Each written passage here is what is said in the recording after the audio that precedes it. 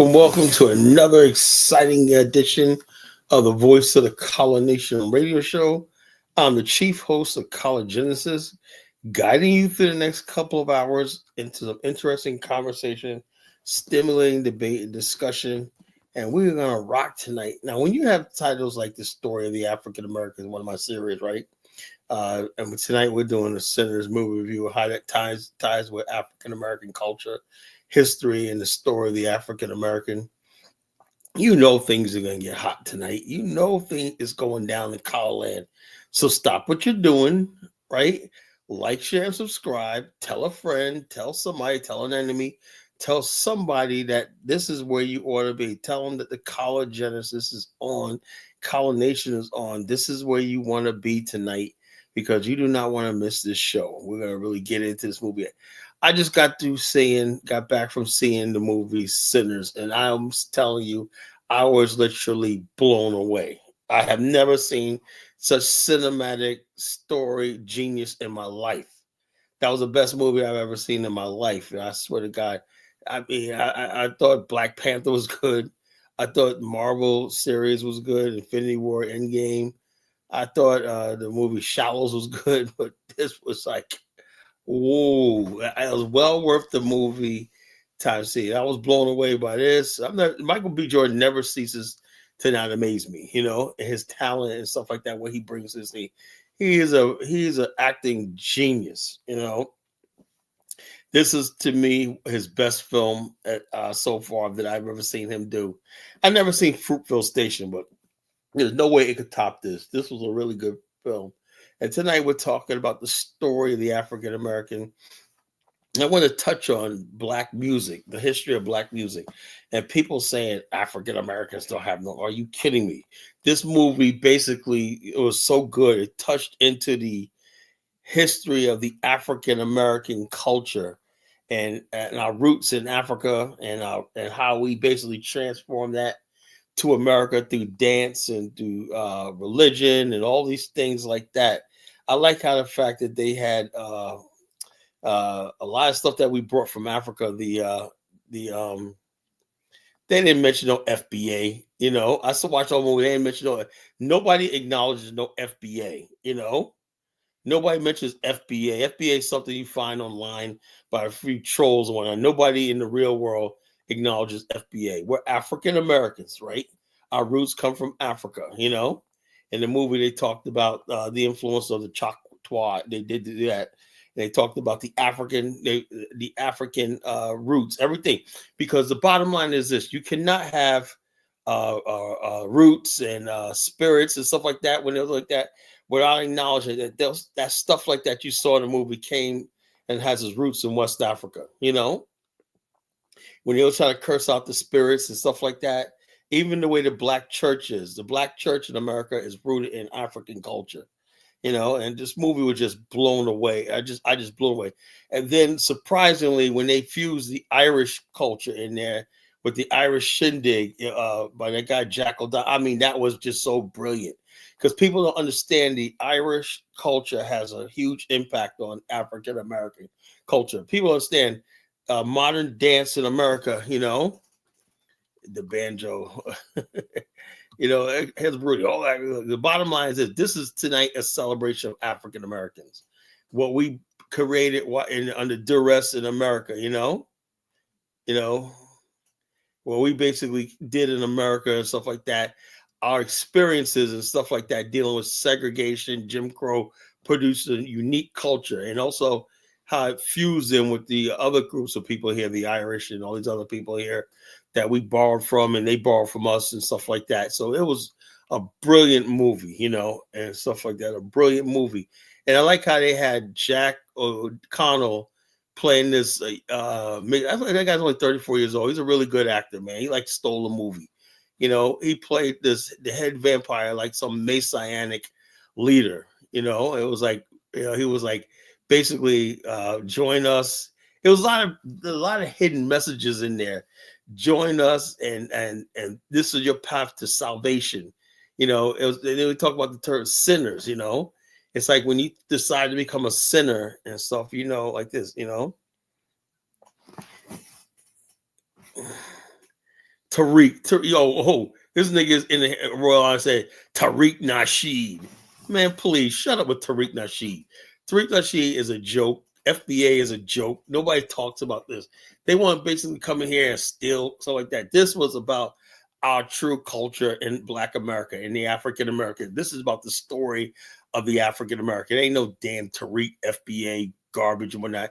Tariq doesn't even acknowledge his African roots and his culture, And say, well, it doesn't matter what Ryan Coogler says. This movie right here was basically about African American history and culture. Our roots or not, they basically the stuff we went through and everything like that. We're not a foundational Black American. That's a lie. This movie just tells you right it is. We were always the enemy in this country. We're never settled in America. The only thing Black America really always had was each other. And this movie just said that, because really the only people we could really depend on was each other. And that's what I got from this movie. It was really a celebration of Black America and our resilience as a people, how we were still picking cotton almost 100 years after slavery. We were still in those cotton fields. We're still basically connected with the soil. And they'll talk about, and then when they mention Mount Bayou, right? People don't understand the history of Mount Bayou. I'm going to try to find a video tonight. Mount Bayou was an African American thing, FBA. What the fuck is it? FBA? All the FBA losers are in here tonight. FBA, call it FBA. No, this was African roots. When they talk about African culture, African American culture, that's African American culture. I don't know what FBA means, FBA, I don't know what that is. That's some white boy shit, And people who sound FBA are nothing but fucking Oreos, people who really want to be white, The bottom line is there was a clear distinction. You had the Irish culture there, and you had the culture of the Black people who were rooted in Africa. Those dances in the jukebox right there, that is basically rooted in African culture, So basically like this, So all you so-called FBA people, our culture didn't originate in America. It originated in Africa, That's what it is. We're African. I'm an African. I don't know what you call. I don't know what an FBA is. I'm not an FBA, Now some people may use the term to interject it but I know for a fact you trolls online are trying to use FBA to say you're not African. That's what if you basically say, how about saying foundational Black African? You're not a foundational Black American. There's no such thing as a Black American. The only people that are American are Europeans. So bottom line is this: who knows what Ryan Coogler said? But I don't understand. If Ryan Coogler listened to College Genesis, right, he would have a different take. Because FBA. But the bottom line is this: there was nothing in this movie there's nobody in the 1930s called themselves FBA. I know I'm not African, what you call it. I'm an American. I'm an American with roots in Africa. That culture's roots in Africa. I'm an American. I'm an American. I'm an African American. That's a difference. That's an ethnicity. Just so you got French Canadians. Just so you got Irish American. Just so you got Italian American. I'm an African American. That's all I am. That's where my roots are from, Africa, and my race and my nationality is here in America. But I'm not a Zongo African. I'm not an Oonga Booga African. Yeah.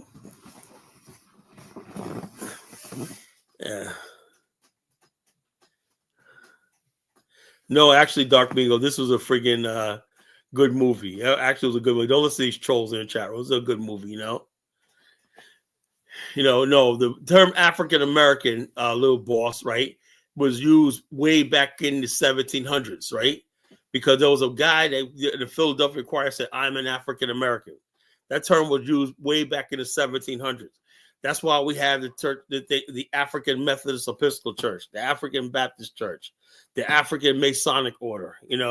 Black people in America realized they were Africans all the time. So the bottom line is this. So I don't know what you guys talk about, but I want to have a meaningful discussion. Bruce says, bro, box drum was literally created as slave ships and transport so-called westward, and an African was forced to say, look, Rudy, our culture evolved from Africa. There's a clear difference between us, African Americans, and people in Africa. Is really what we created in America came out of our trauma and slavery, living in bondage. I mean, I've been one part, that Delroy Lindo, he's not even African American, right? Well, if you're not African, then, bro, Honor, why are you in my chat room? Yeah, this is okay. How about this? If you don't consider yourself African or you don't identify African, I would like for you guys to out of my thing. Dark Migo, please get rid of some of these people in the fucking chat room. If you say you're not African, then please delete them and get them out of the chat room. How about that? That's what we're going to do tonight. But tonight's a story of the African American. Nobody's going to fucking disrespect us like that, So the bottom line, the next person that says that, get rid of them, So basically like this, stop defaming us. So basically, if you think that's defaming you, then get him out of here, Dark Migo. Get him out of here. Please. I made you a moderator for a reason. Get him out of here. I don't want to hear you tonight. Don't want to hear him. Don't permanently block him, but delete him for tonight. I don't want to hear it. Don't want to hear it. On this channel, we're African Americans. That's what we are. Now, if you want to be the FBA and all this kind of stupid shit, you go over to Tariq and all those other goofballs out there. On this channel, we're Africans. We're African Americans. Anybody has a problem with that, they're gonna be out of here. Simple as that. That's the way it is tonight. But tonight's about the story of the African American, right? You just basically, and I was just so proud of this movie because our people look so beautiful in this movie, just like everything from our culture. That's because it reminded me like when I was a kid, and I can still remember the juke joints and stuff like that, and the discussions that we used to have in our culture where we should call people. See, people understand something.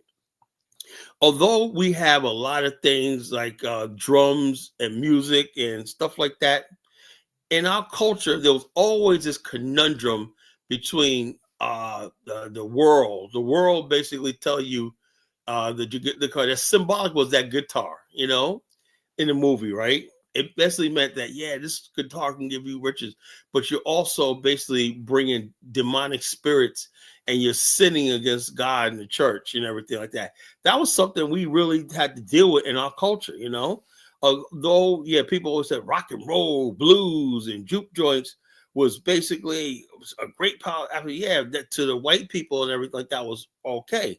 And you saw that with the it did bring people together, black and white and stuff like that, but at the expense of your salvation with the God. So people, and you saw that in the movie where he'll say, "Son, put the guitar down."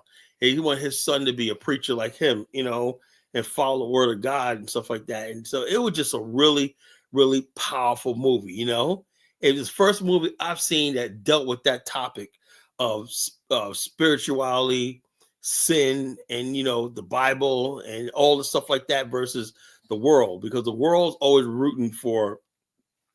Look, there's a lot of, like, I remember when I was growing up, man.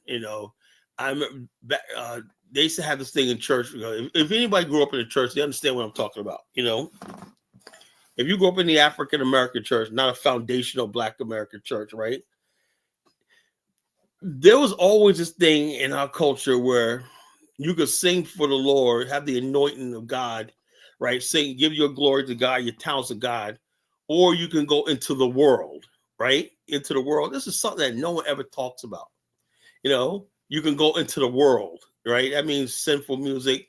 That means you backslide. That means you went into the world. When Black America was always historically a very religious people, very religious people, So Broody goes, the banjo, but in African American culture, playing the banjo and the drum, all like that was the devil's music. We always said that was the devil's music, the guitar, the banjo, and all the stuff like that. It was his movie just brilliantly talked about the bringing evil spirits in by like that. Now, some people might say, did we turn against, we say all our spirits and that we derive from Africa were evil? No, I just think that Christianity had a real impact on how we saw the world. It was always that battle between, retaining some of our culture from Africa, and basically because we viewed a lot of practices that we have from Africa as sin, so the dancing and stuff like that. And so you saw the two cultures, right? And this is first time in a movie it's ever been talked about. I remember there was this one movie. What was that movie that came out back like 20 years ago with Outkast? Let me look for this movie. I was thinking about this all night, and see, I'm gonna find this movie. It was the same sort of thing, but then that didn't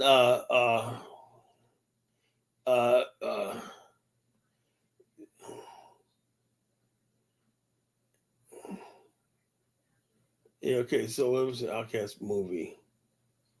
Outkast movie. What year was that? That was back in 2005. 2005.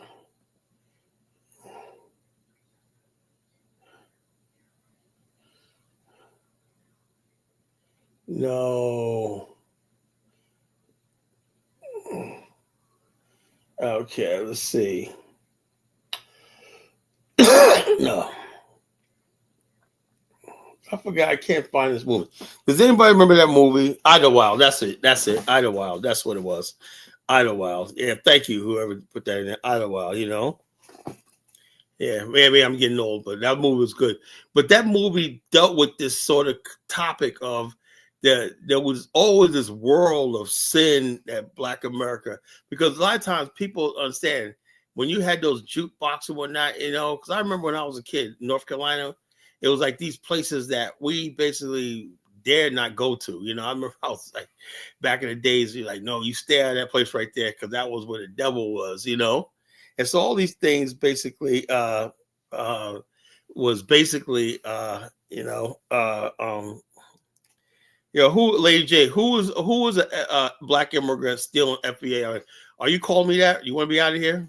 I'm African American 100%, so I don't know what you're talking about. So if you basically say I'm stealing my own history and whatever like that, you could be out of here tonight, for good.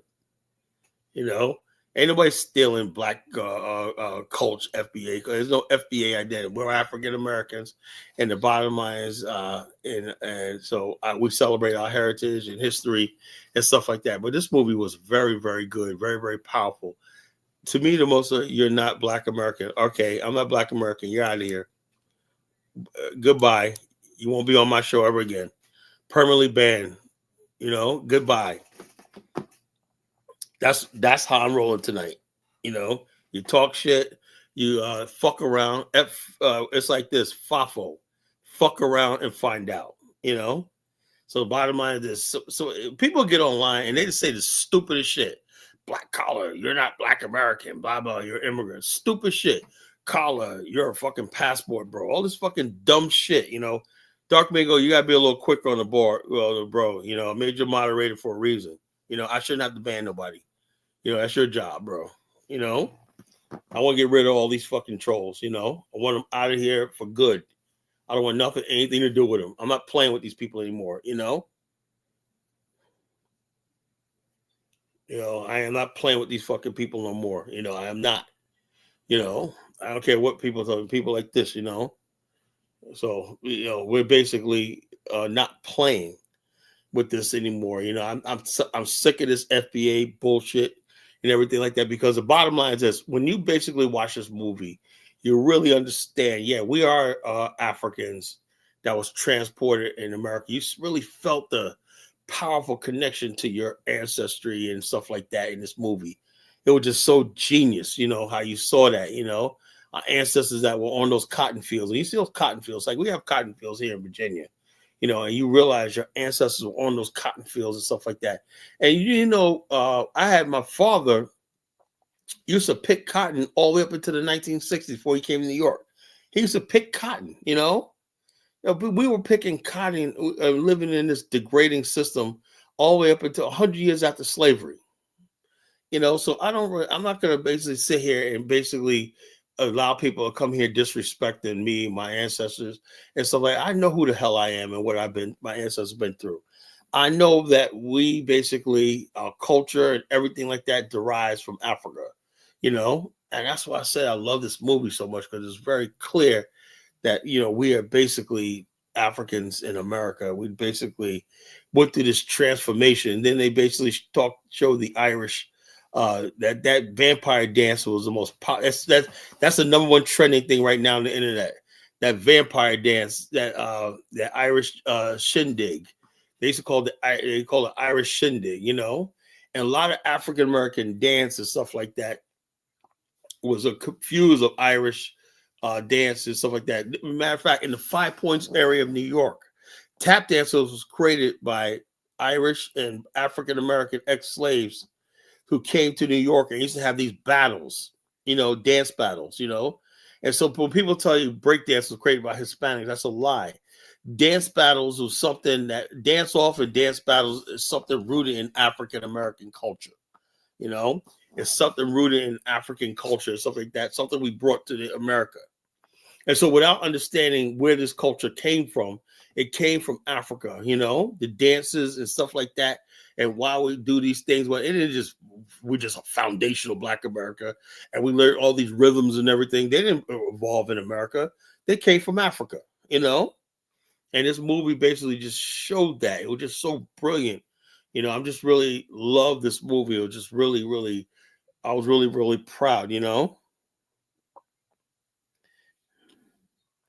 No, tap dance actually was formed in New York City. It was actually formed in New York City in the Five Points region. They showed this video where it started. Right, the first tap dance thing was created by a battle between Irish and African American dancers. There's a battle and whatnot, And the art of tap dance was formed right there in the 5 Point sections of New York City, in the 5 Points section of New York City, And the Irish and African Americans is one park they used to battle, That's where it came from, Yeah, agree or disagree, but that's the truth, It didn't come from the South, It was wherever those Irish was, Now if you say those Irish and it's like that, because African American dance fused with the Irish shindig, And the way the Irish dance and stuff like that. You watch this movie, when you get to that vampire scene, you'll see tap dancing was a fusion of African culture and Irish culture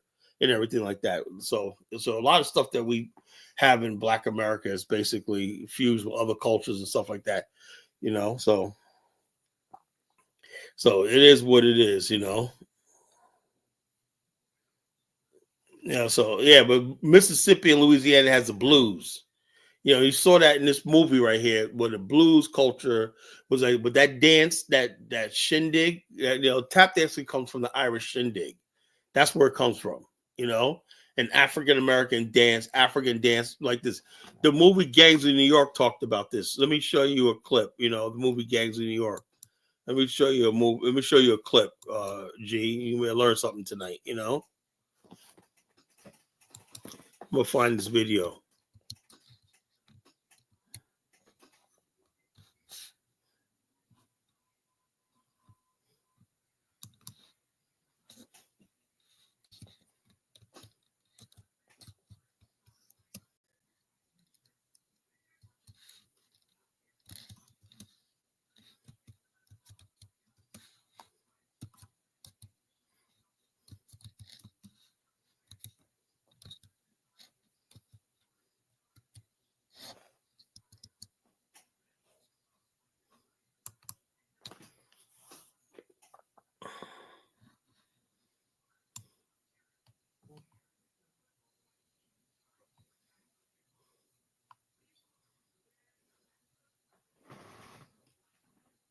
I can't find this scene. I can't, you know.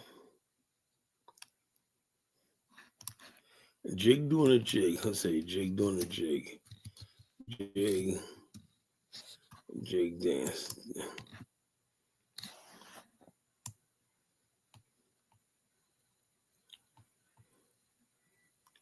I can't find the scene, you know.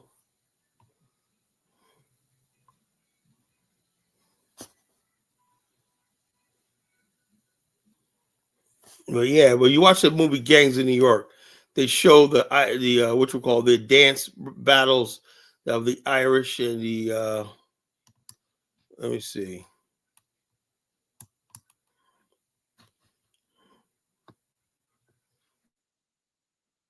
I'll find this.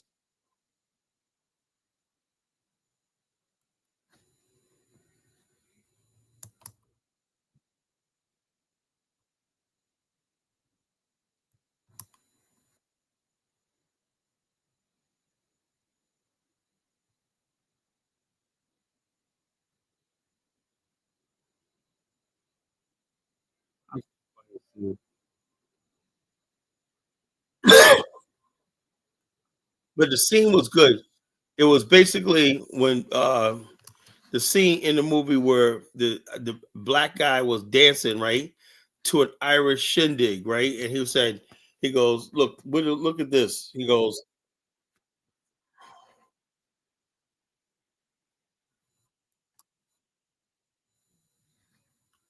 he said, so basically he said, you take the rhythms from a dark continent, fuse it with basically what you call it, it ain't no white man's admission. G. It's the truth is the truth. What happened? What happened? You know, you can't sit here and make up history. You don't have no friggin' reference. I'm telling you, the Irish shindig and the African Americans that lived in the 5 Point area is where tap dancing, break dancing, all that stuff that came from. It came from New York City. You know, it didn't come from the South. You know, it came from New York City. You had recently ex-slaves that moved to New York, and you have Irish people and whatnot. They both were people known for dancing. They used to have dance-offs and whatnot, you know. And these dance-offs were famous in New York, where people would battle. That's what modern breakdancing came from. People battle, dance crews would battle and stuff like that. We had the same thing with the cheerleading. We're the only group of people. Yeah, you are making up history, you know. Yeah, history and whatnot. You know, you can't just say it like this. So, in other words, basically, you think tap dancing originated absent the Irish influence? No, that's not true. You know, we would love to give black people all the credit for everything, but the bottom line is a lot of stuff you see in America that we call Black America is heavily influenced by other groups of people that we came in contact with. You know, some of our foods. Do you understand that frying food didn't come from start with us? Whatnot. We learned that from the Europeans fried their stuff in oil and stuff like that. We didn't do that. You know. I said, I am from the South. I'm from New York right now, but my family's from the South. I know what I'm talking about. You know, people are like, oh yeah, man. You know, but he can't give you no references, no nothing like that. You know, the juke joints in that movie, when you saw the black people dancing in the juke joints in this movie, that was basically, yeah, Eddie thought, yeah, right. It didn't originate in the South. You know, I don't know what friggin' G's talking about. You know, it did not originate in the South. It originated in the North. You know. So it is what it is. You know, people like coming here like Rudy trying to basically revitalize history on that play. Look, so we're gonna tell the story of the African American. We have a unique history and whatnot. And so, like I said, this movie was really, really good. A really powerful movie, that really dealt with a lot of things and whatnot. You know, I don't know what G's talking about. G's a good guy, man, but he be nutty sometimes. I don't know what the heck he's talking about. He's nutty. You know,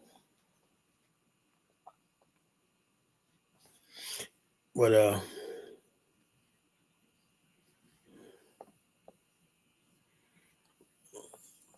yeah.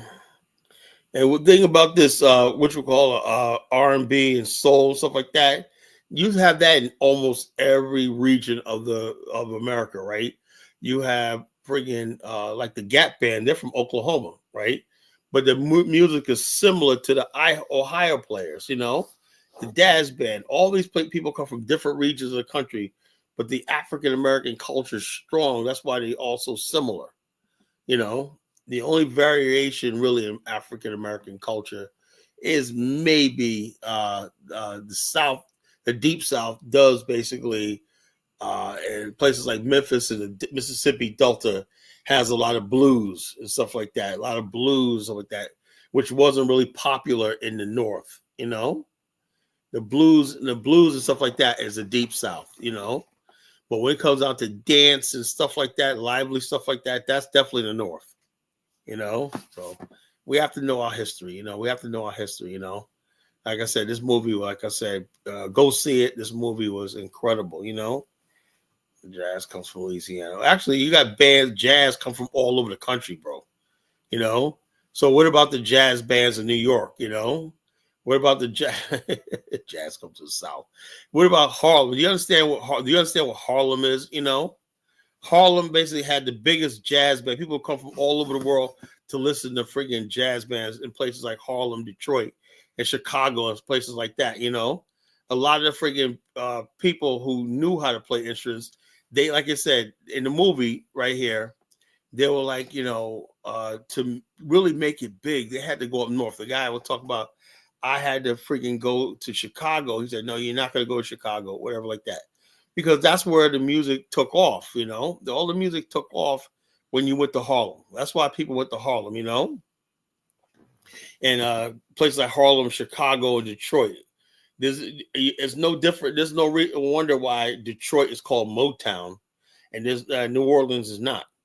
That's where the music, that's where everything happened in the North. When black people were out of the oppression of white people in the South. You couldn't do anything in the South, really.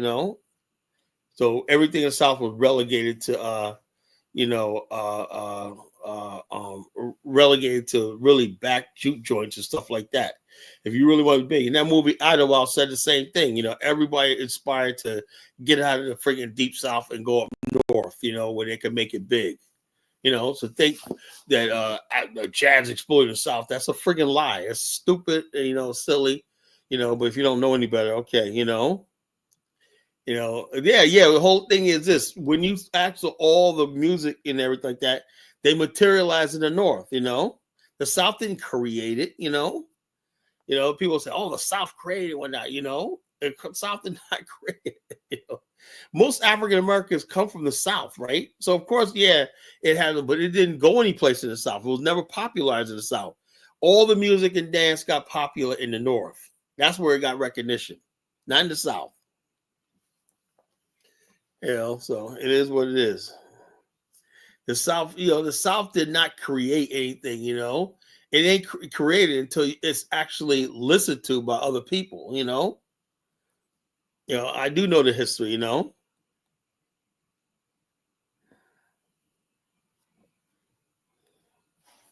Yeah, I know. In the North, in school, we learned how to play instruments. It was part of our curriculum.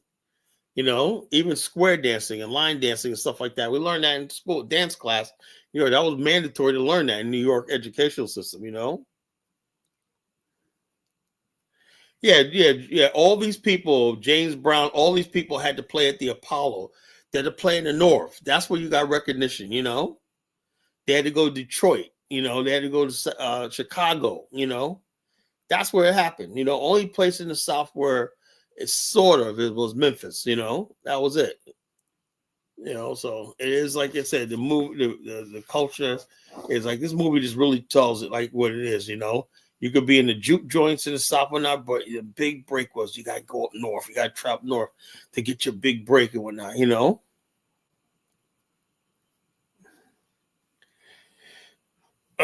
Yeah, no, well, no, actually, Rico, there was large numbers of black people in the North.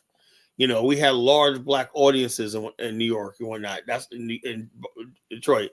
White people listened to it and whatnot, but there was still a lot of black people in the North to consume this music. They wanted to listen to stuff and music and stuff like that, So the bottom line is this, it is what it is. Well, we could talk about the music, but I know the dance right there, that tap dancing was created in New York. Just like you're going to tell me now that breakdancing was formed in the South. That's what I'm hearing next. Breakdancing was formed in the South, caller. You got to understand, man. We were breakdancing in the South. We were spinning on our heads. We were doing backflips and whatnot in the South, in the cornfields, in the cotton fields. Okay. Lord, man. Like I said, man, we have to do a history lesson. This is a story of the African American tonight. Talk about Sinners, a movie review, and like I said, why I'm so proud of being African American. Why I'm proud to be Black from America and stuff like that. I think this movie brought our culture back, man. Because like I said, I think this is like the post Wakanda era. I think this movie just basically killed the whole Wakanda and all that stuff like that. Just gone. As everybody has walked away from this movie with appreciation of being African American again. That's what I love about this movie. It's just so beautiful. This movie, everything, just the style, everything like that. So I don't know about that, bro. Yeah, it was based in, actually, there was in Mississippi, wasn't like that. It was a Mississippi Delta region, that's what it was, so it is. So, but the bottom line is this: we could talk about that. But the question you really asked, I was talking about dance. The dance was definitely created in the North, just like breakdancing was. It was created in the North,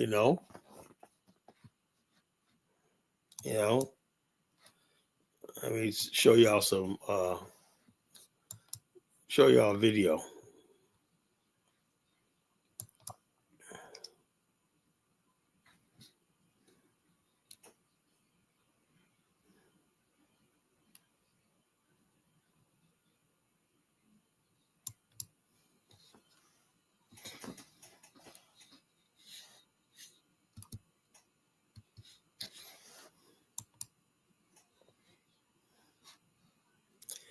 Let me show y'all something, right?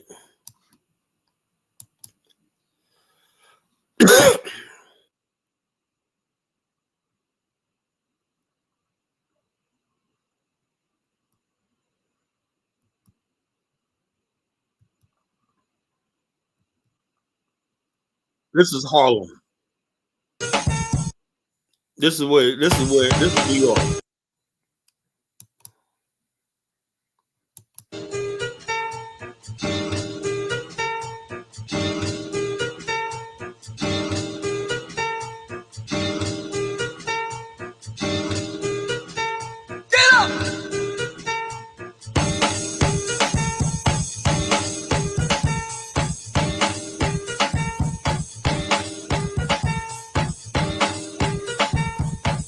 This is the Apollo Theater, baby.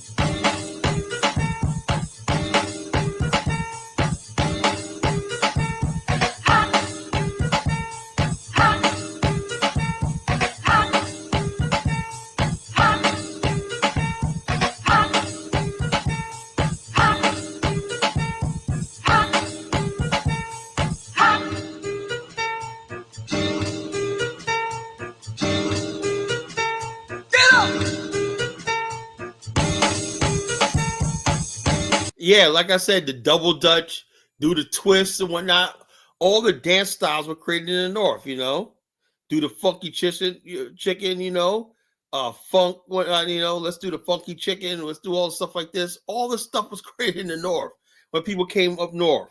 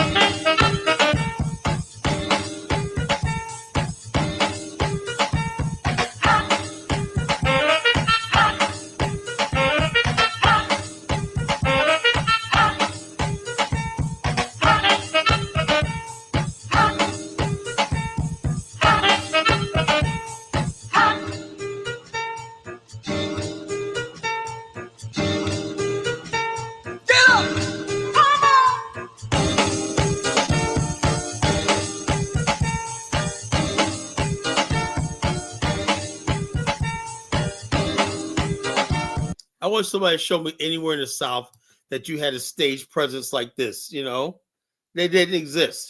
People had to come up north to go like this. And so, like I said, nobody, what you call until Duke Ellington, and all these other people, Cab Calloway, they had to come to Harlem. And I think Washington D.C. was probably the further south these people would play that.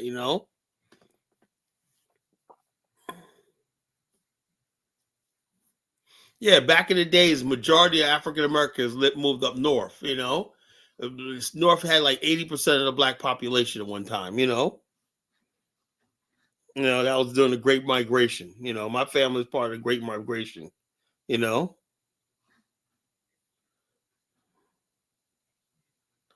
so yeah, but they had that in there, but they didn't do anything with it. They didn't do anything with it. You basically there's an old saying, a tree falls and nobody hears it, right? Did it really fall? No, it didn't, because nobody heard it. Nobody knows it fell. A thought unspoken dies unborn. Dies unborn.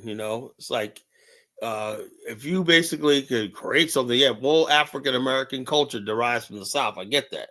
But as far as like where it got to the point where the world recognized it, it happened in the North. It didn't happen in the South. And, nobody knew anything about the South. The people that knew anything about the South was in these little juke joints and whatnot.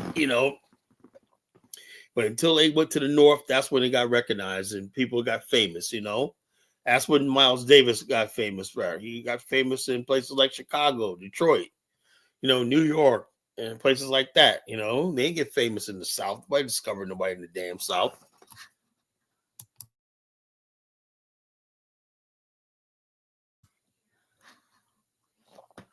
It is what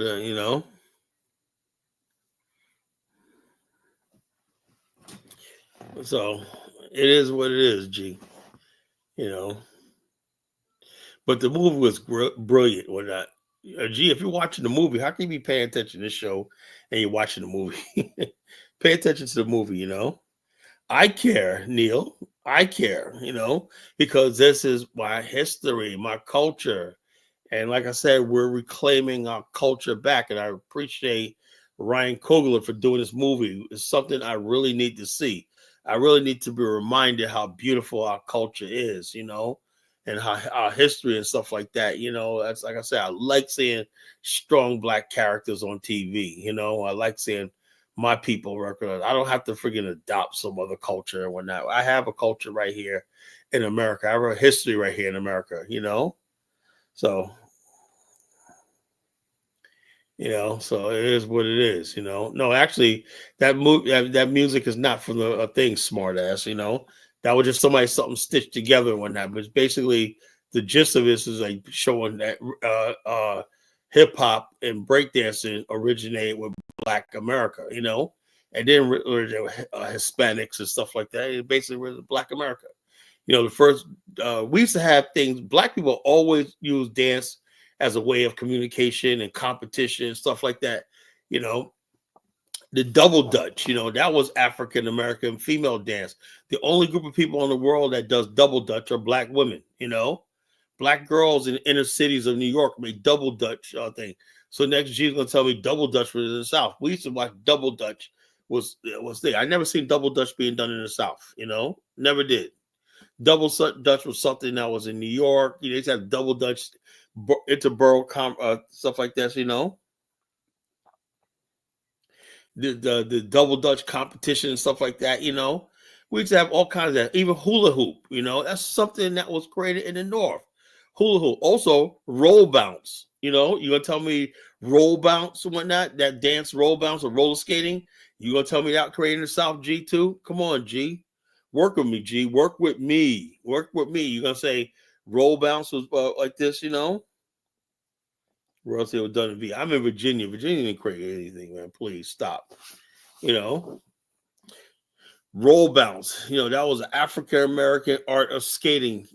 Skating. Yeah, but how you dance was liberation. The bottom line is this, but people in the South was not liberated; they were oppressed. There was no damn double dutch in the South, Rico. Stop it, you know. There was no damn double dutch. Let's play some double dutch. Let's find some double dutch videos. Let me finish playing this. Next, you're gonna tell me they'll break dancing in the South. Okay.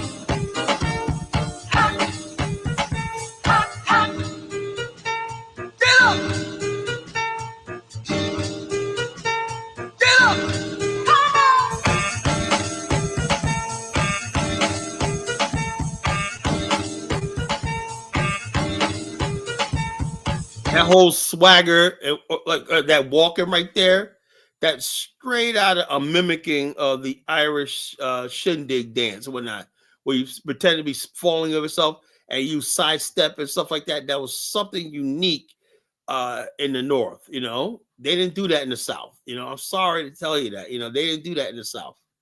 That was not. You know, that was something unique to New York City. You know. I live in South. Yeah, I'll say okay. Let's find some double Dutch. Let's see. Say some double Dutch music. Let's find some double Dutch. Yeah, okay, double Dutch. Let's find some double Dutch. You know, double Dutch, double. I can't play double Dutch. I love to play that freaking double Dutch song, but they'll flag me. You know, double Dutch. When we say double Dutch, man, was the Dutch in the South? No, there was in New York. What you call Harlem was called New Amsterdam. So Dutch influence was very, very, very strong there. You know, all you non-knowing African American history people. You know,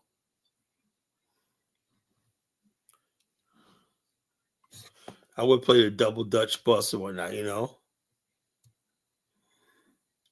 Even Malcolm McLaren, you know, a white guy, made a video about the double Dutch, you know, double Dutch, rocking to the beat, you know.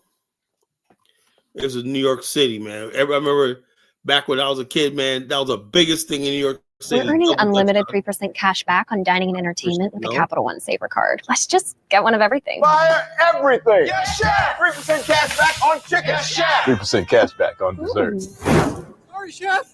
What's in your wallet? Ready your ropes? Good luck. Begin. Double Dutchers that's going to come and buy to see who's going to be number one, number two, and number three today. Back in the day, Double Dutch was an outlet. There weren't many things that young kids could go out and do, especially girls. We didn't have the technology to distract us, so we were more interactive in the streets.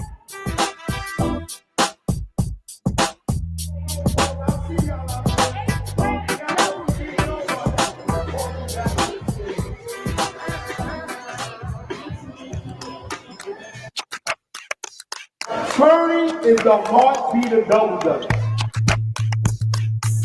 My name is Brandon Harrison. This is my mom, and we are competing together for our second year in a row.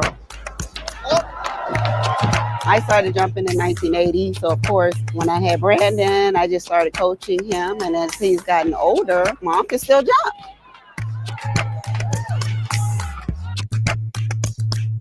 We're always together, so it's complicated, but it's all love. Yes. Really, really nice. My name is Sasha Cunningham, and I've been doing double dutch for 2 years. When I'm on stage, I'm thinking that I want to win and I want to get first place. I don't want to mess up, but I also want to have fun.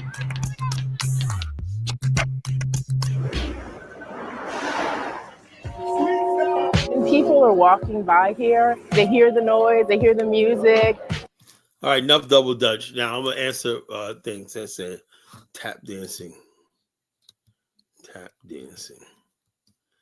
dancing history.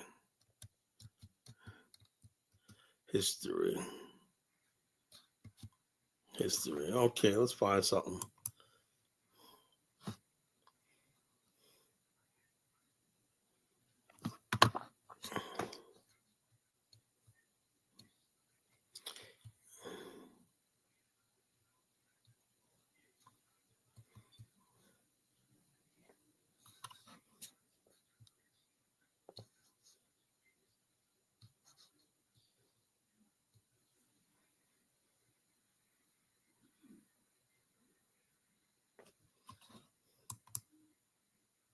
This used to be one of New York City's most notorious neighborhoods, right by Civic Center and Chinatown, Columbus Park. However, one of America's most famous dances was invented right here. So the dance that was invented here was tap dancing, which is characterized as a style where people use their shoes to make percussion sounds. And it was invented in here in 5 Points. In the 1840s, this was considered as America's first melting pot because formerly enslaved Africans and Irish immigrants lived side by side. And in dance halls that existed here, like Almack's Dance Hall, these African American Juba dancers and Irish jig dancers would have these extravagant battles in front of large audiences, and from this was born the style that we now know as tap dance. One of these performers was named Master Juba, and he was the first Black American entertainer to reach international stardom by participating in minstrel shows. Charles Dickens, one of the world's most famous writers, even called Master Juba the greatest dancer known, and now he's widely regarded as the father of tap dance. And shortly thereafter, 5 Points was considered so derelict that the entire neighborhood was destroyed. Stay curious, my friends. This used to be one of New York City's most notorious neighborhoods, right by Civic Center. Master Juba basically was in Harlem, you know? That's where tap dancing was created, in Harlem. Not Harlem, but the 5 Points region, which is south of Harlem, you know? But he was from Harlem, you know? So the bottom line is this, you know, we understand Master Juba, but the bottom line, tap dancing is something he merged with the Juba dance, you know? Tap dancing is not just the Juba dance, it's also something that comes from the Irish shindig and these battles between Black Juba dancers and you know? You know, so it is what it is. Tap dance. Oh my God. Jesus, after just showing you the video of the first tap dancers and the first battles they used to have, tap dance was all competition battling. Were they battling in the South? No, you know? Yeah, the Juba dancing was something different than what evolved into tap dancing. Tap dancing was something that used shoes and the rhythms and stuff like that, you know, a certain basically sound that the tap dancers have. You know, it came from the Juba dancing, but it was something different, you know, it's something that evolved into something, you know. So how can tap dancing be like this, you know? Hey, I don't trust a white man's word. You don't trust a lot of stuff, G. You fit your own narrative and whatnot, you know. The guy just told the truth. There was a black guy up there too talking, you know. You didn't see no damn double dutch in Rico Miller. You know, you didn't see no double dutch in Virginia. Stop it, you know. I mean, I'm Virginia. First thing I noticed about Virginia, why the black girls don't do no double dutch, man? All you just sit around looking stank and evil when I moved down here. When New York girls, all they know how to do is my sisters and everybody else, cousins, all they do is get the rope and do the double dutch. That's something that's a gift for black women. Black women just knew how to. Sisters, black girls they killed that double dutching, you know. That was famous. He said interborough double dutch championship all over the city, you know. We saw tap dance in the South. Oh, no, please. So I guess the Irish didn't exist in this country. You know, the Irish had nothing to do with whatnot, you know, the Irish shindig and all stuff like that. I guess that didn't have any influence, you know, in when people came in contact with black people and whatnot, you know. I guess square dancing and all that stuff like that we know that came from Ireland and came from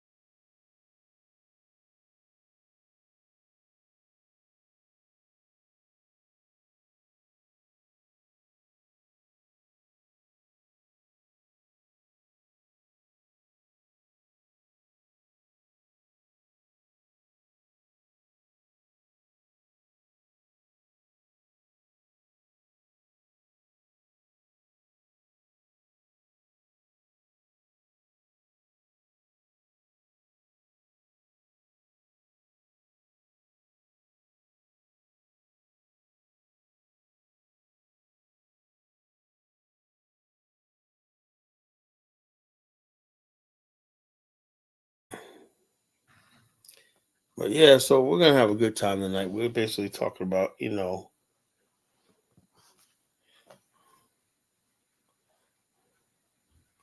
talking about this movie tonight. It was a great one. I was just blown away, blown away by this movie. I was just basically really, really, it was like the religious aspects of it and whatnot. It was just really, they went there in this movie. Oh, folks.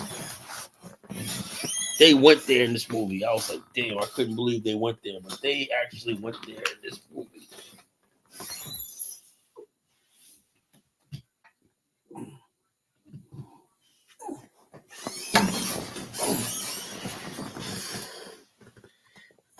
I never seen anything like this in my life, man. This movie was just powerful. They went there.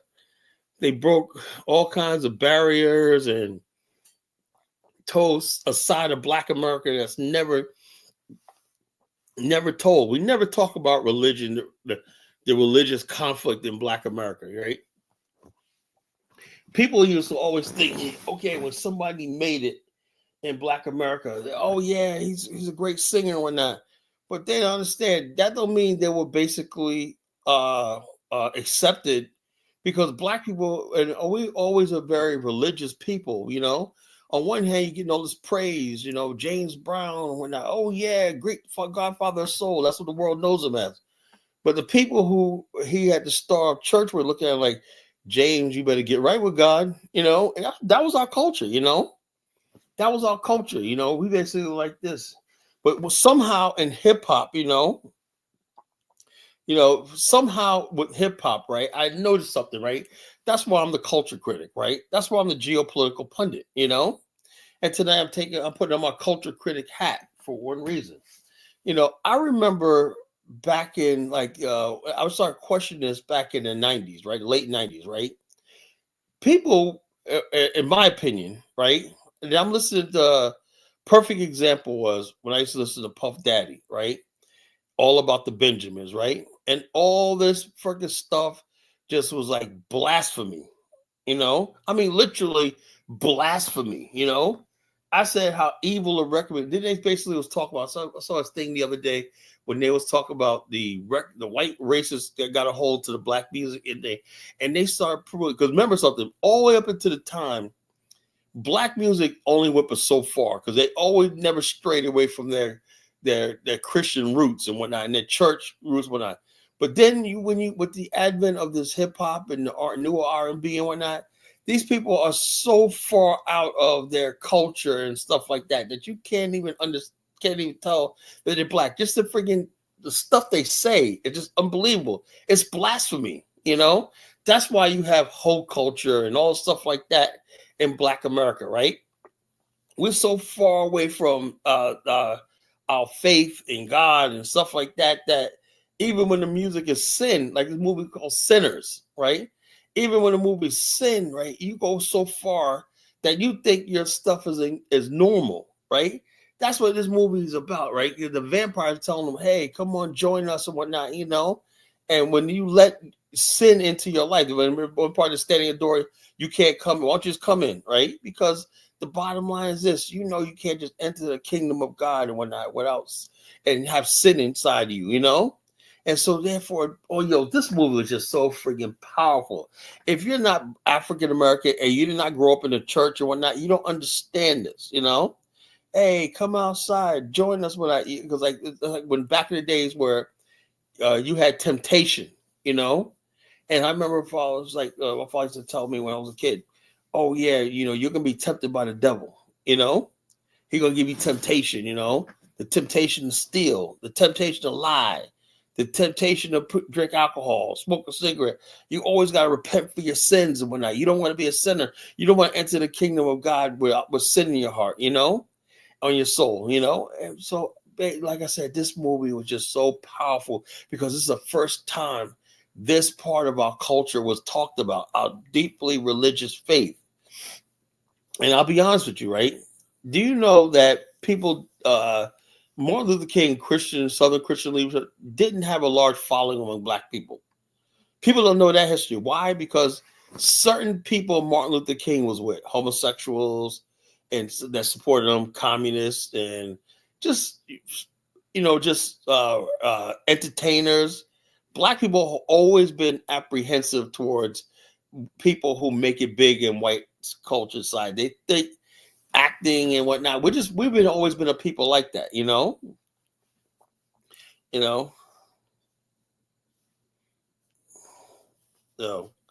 So it's basically we basically in this movie just basically talked about that, when he was telling him put down the guitar, come be in church, whatever like that. What it means is when you start doing those rhythms and stuff like that, certain spirits you lose the anointing. Like, in other words, Father wanted him to play music and play it for the glory of God. That's never been talked about in our culture, right? They make it seem like black people, you would think if you look at black culture right now, we were always sinners and whatnot. No, at one time, the largest culture in Black America was gospel music at one time. People don't know that history. Black people always was like raised eyebrows towards rock and roll. My grandma used to say that's the devil's music. That just brought all this movie just brought so much back to me. That's the devil's music. That's simple. Now we just accept this stuff as normal. That's what kept us balanced in our culture. That's how we was able to raise families. That's why we had peaceful communities. Despite being poor, we had peaceful communities at one time. I'm not saying we gotta go back. We could go back to that but just think how far gone we've gone, how we strayed away from the Bible, how we strayed away from anything, because we thought, okay, we're gonna have an alternative, the Nation of Islam. Now black people are so full of sin that you can't even get them into Islam. That's how far we went. And this movie just talked about that.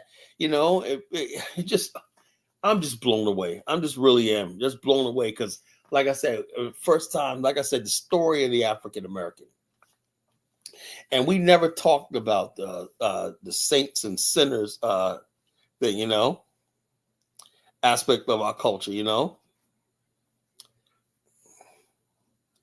That bullshit ain't what you think. I need all their comments. Was disrespectful. Niggas, play it back. You said it. Don't be extreme. I don't know what's going on in the chat room. It's conversation between Simple Police and Dark Mingo, So basically, what I'm saying tonight is I was just really impressed by,